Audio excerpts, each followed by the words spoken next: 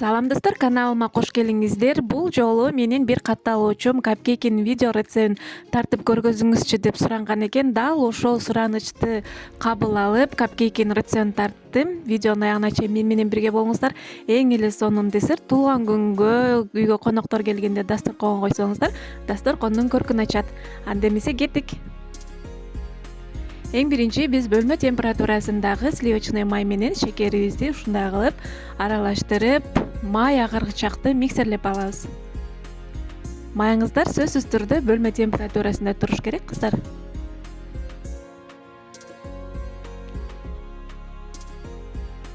Мынакей, агаргычакты, шекерибизди, эргичекти миксерлеп алдык. Андан кийин жумурткабызды кошуп, дагы аралаштырып алабыз. Жумуртканы кошкондон кийин көп аралаштырбаңыздар, кыздар. Май менен жумуртка, шекер үчөө бир калыпта аралашса эле болду. Мынакей. Дагы лапатанын жардамы менен жакшылап тегиз аралаштырып алабыз. Дагы бөлмө температурасындагы жылуу сүтүбүздү куябыз. Андан кийин унга кукурузный крахмал кошуп, разрыхлитель кошуп, жакшылап аралаштырып кошуп алабыз. Дагы бардыгы бир массага түшкүчөктү жакшылап миксердин жардамы менен аралаштырып алабыз. Көп миксерлештин кереги жок, кыздар. Бардыгы бир массага түшсө эле болду.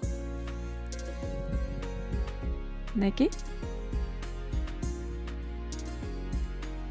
Биздин тестабыз даяр болуп калды.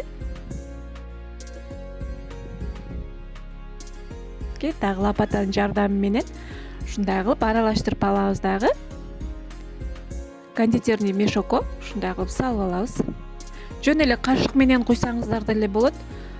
Ушундай кондитерский мешокко салып алып куйсаңыздар, сиздерге жеңил, жүдөбөй, жакшы калыптарга салып аласыздар.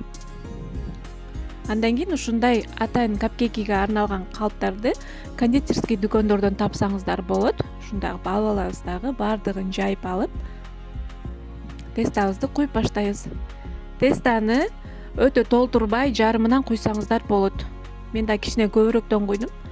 Үйдө балдарга жасаган үчүн көп-көптөн эле ооздорун толтура жешсин деп ушундай кылып көбүрөөктөн койдум. Ал эми заказга жасасам мен кичинерээк коем. Жарымынан койсоңуздар жетиштүү. Мынакей, биздин капкейкилерибиз даяр. Эми бышырып алабыз 180 градуста. 20 минутада бышып чыгат. Андан кийин кремин даярдап алайлы, кыздар. Бул жерде творожный сыр, шекер жана сливки. Бардыгын салып алып эле миксерлеп алабыз. Мынакей. Көп миксерлебеңиздер, анда сиздердин кремиңиздер суюк болуп, өзүнүн формасын кармабай калат, кыздар.